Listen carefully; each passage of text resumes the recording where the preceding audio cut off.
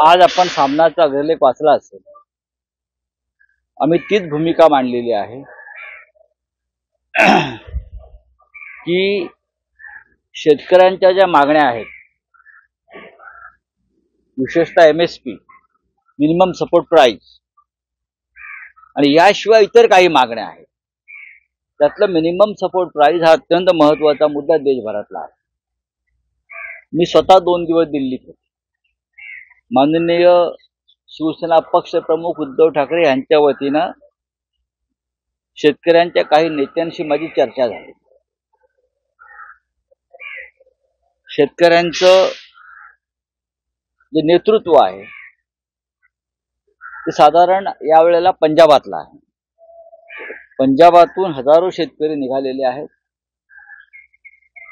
आणि ज्या 4 प्रमुख बॉर्डर्स आहेत त्यातली शंभू बॉर्डर अंबालाच्या मागच्या बाजूला आणि बाकी सर्व ठिकाणी पॅरामिलिटरी फोर्स, अर्धसुरक्षा बल ज्याला आपण म्हणतो, पोलीस आणि इतर सशस्त्र सेना तिथे उभ्या केलेल्या आहेत. तरीही शेतकरी ऐकण्याच्या मनस्थितीत नाही. ज्या 5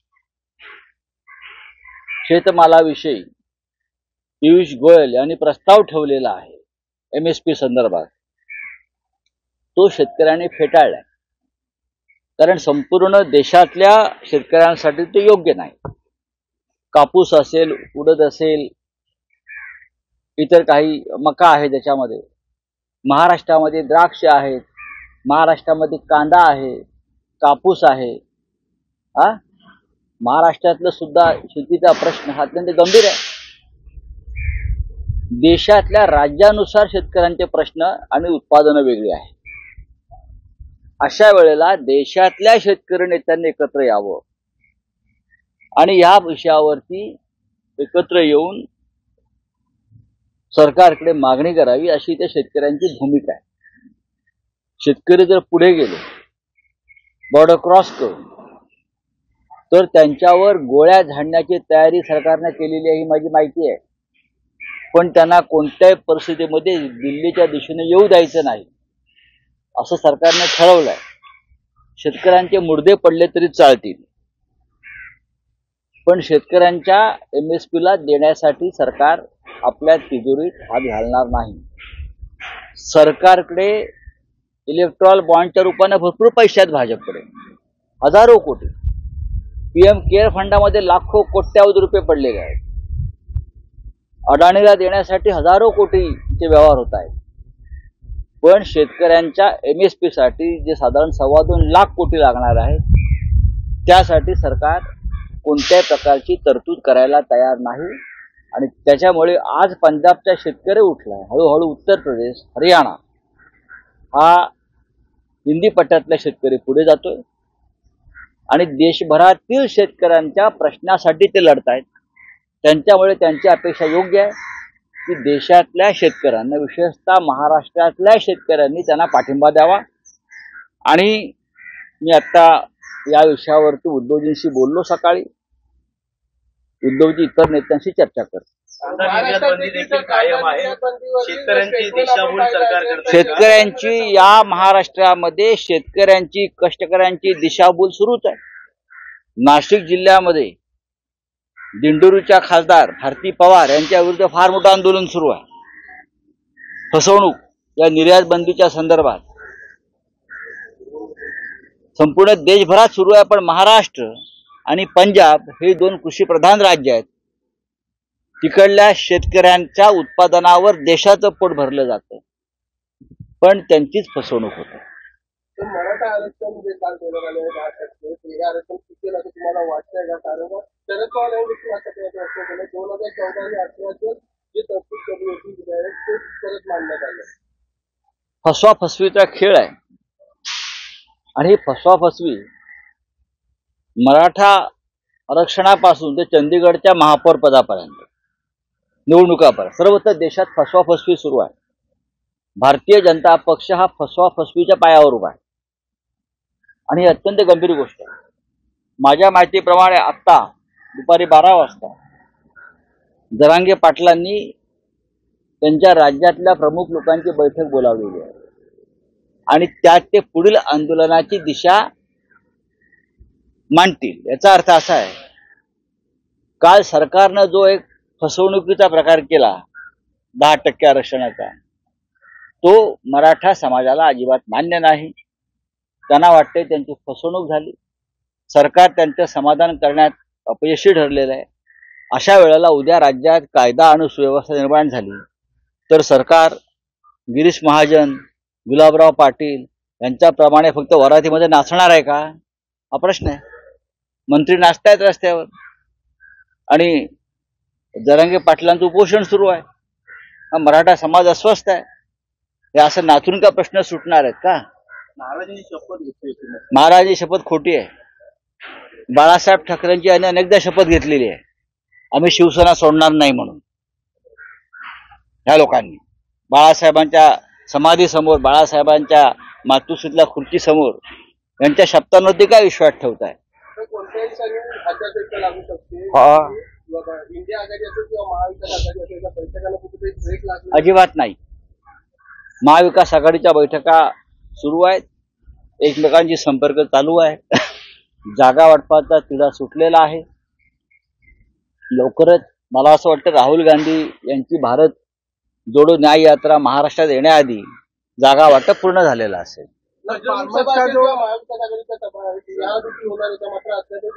होतील ना. ते मध्ये महाराष्ट्रातले तुम्ही पाहताय आंदोलन सुरू आहेत.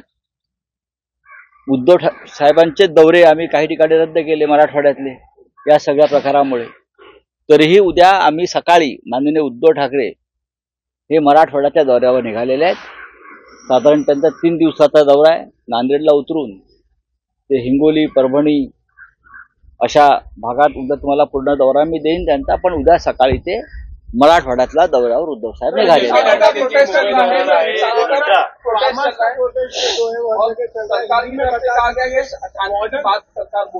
किससे शांति? किसके साथ? किसानों को पीस टॉक की जरूरत नहीं है. किसानों को एमएसपी की जरूरत है. Minimum support price, pension.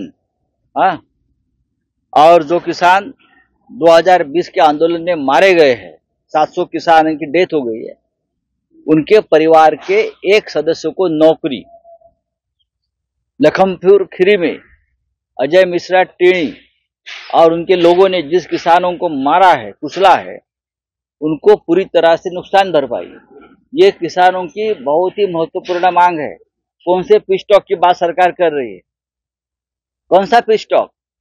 आप क्या किसानों को अपना गुलाम मान रहे हो? आप जालियनवाला बाग करने वाला हो क्या किसानों के बारे में? जिस तरह से बॉर्डर पर पैरामिलिट्री फोर्सेस लगाया है, अब तो सिर्फ ये लाना बाकी है, मिसाइल्स उनके ऊपर दागने के लिए. किसान क्या देशद्रोही है क्या? देश के दुश्मन है? बात करो उनसे और मसला निकालो, हल करो. बॉन्ड के बारे में कहा और प्रधानमंत्री जो फंड है उसके बारे में. देखिए, एमएसपी अगर किसानों को देने पड़ती है, उनकी जो मांग है जिस उत्पादन के बारे में, तो 2.25 लाख करोड़ का ज्यादा उनके ऊपर बोझ आ सकता है. और मुझे लगता है हमारे जो विश्व गुरु है, जो अपने देश को सबसे बड़ी अर्थव्यवस्था बनाने जा रहे हैं विश्व में और पूरे विश्व में घूम रहे हैं, उनके लिए 2.25 लाख करोड़ कोई बड़ी रकम नहीं है. गौतम अडानी को बुलाइए, उनके खिस्से में हाथ डालिए, सरकार का ही पैसा है ना, सब निकालिए और किसानों को दीजिए. क्यों नहीं दे रहे हो आप? इलेक्ट्रल बॉन्ड के लिए आपके पास 10,000 करोड़ आपको मिलता है, आपके पार्टी को. पीएम केयर फंड में 2 लाख करोड़ जमा होता है, अथा पता नहीं किससे आता है. लेकिन जब किसान अपनी मांग के लिए सड़क पर उतरते हैं तो उनको रोका जाता है, उनके ऊपर टीयर गैस छोड़े जाते हैं, उनके ऊपर बंदूकें चलाई जाती है. तो ये पीस की बात जो है वो आप करिए.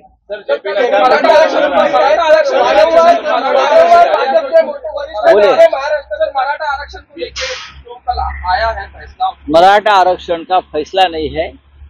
हम सभी ने मिलकर एक प्रस्ताव मंजूर किया है, एक विधेयक मंजूर किया है, एक बिल मंजूर किया है कि मराठा समाज को भी 10% आरक्षण उसमें अब लागू होगा। लेकिन जो नेता है मराठा समाज के, उनको ये मंजूर नहीं है। और आज वापस मुझे लगता है मनोज जरांगे पाटिल जो उनके नेता है, उसने आज सभी की बैठक बुलाई है उनके कार्यकर्ताओं की, और उसने ये प्रस्ताव ठुकरा दिया है। तो अब सरकार की जिम्मेदारी है। सरकार तो क्या चंडीगढ़ के मेयर से लेकर मराठा आरक्षण तक सबको उल्लू बना रही है ना, तो आपकी जिम्मेदारी है।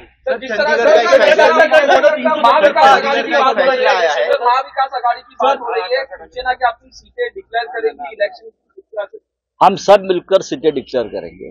महाविकास आघाड़ी महाराष्ट्र में जो है, चाहे कांग्रेस है, चाहे शिवसेना, चाहे राष्ट्रवादी कांग्रेस, चाहे वंचित बहुजन आघाड़ी, हम सब मिलकर अपनी सीटें डिक्लेयर करेंगे, एक साथ डिक्लेयर करेंगे। चंडीगढ़ का जो मामला है, बीजेपी का फॉर्मूला बनेगा 340 पार, 370 पार, ये फॉर्मूला बीजेपी इलेक्शन में यूज करेगी जो चंडीगढ़ में यूज किया है। अब तक 10 साल में यही फॉर्मूला यूज किया है और इसीलिए आपको जीत मिली है। चाहे विधानसभा हो, चाहे लोकसभा हो, चाहे छोटा चुनाव हो, यही चंडीगढ़ फॉर्मूला जो एक्सपोज हुआ है, यही फॉर्मूला से आप लोग जीतते आए हैं। ना मोदी की लहर है, ना राम की लहर है, ना मोदी की लीडरशिप है, ना आपका संगठन है। ये सब चोरी का मामला अब सामने आया है। उद्धव ठाकरे जी का बयान आया कि मैं खुश हूँ जो महाराष्ट्र का आरक्षण। हम सब खुश है, लेकिन हम सब खुश है। हम विधानसभा में इस प्रस्ताव को हमने समर्थन दिया है, लेकिन अब लोगों ने स्वीकार करना चाहिए, बस इतने हमारे पार्टी में अब निशान सिद्दीकी ने भी कांग्रेस को छोड़ दिया है। आपका भी सीट को लेकर सवाल आया था, सर क्या कहना चाहते हैं? सर जेपी नड्डा मुंबई का है, भाजपा के वरिष्ठ नेते वारंवार महाराष्ट्राचे दौरे करतात, मुंबई जिल्ह्यात महाराष्ट्राची भीती वाटते त्यांना। महाराष्ट्रामध्ये ताकद आहे देशाची, त्यांची सत्ता जी आहे जुलमी सत्ता, हुकुमशाही उलथवून टाकण्याची। महाराष्ट्र, बिहार, कर्नाटक, पश्चिम बंगाल, केरळ, तामिळनाडू, हरियाणा ही जी प्रमुख राज्य आहेत, या राज्यामध्ये भारतीय जनता पक्षाला अजिबात स्थान नसून हीच राज्य भारतीय जनता पक्षाची सत्ता उलथवून टाकेल। त्यात महाराष्ट्र महत्वाचं राज्य आहे। चला, थँक्यू। देश विदेशातील प्रत्येक घडामोडींचे लाईव्ह अपडेट मिळवण्यासाठी आता साम टीव्हीच्या सर्व सोशल मीडिया प्लॅटफॉर्मला लाईक, फॉलो आणि सबस्क्राईब करा।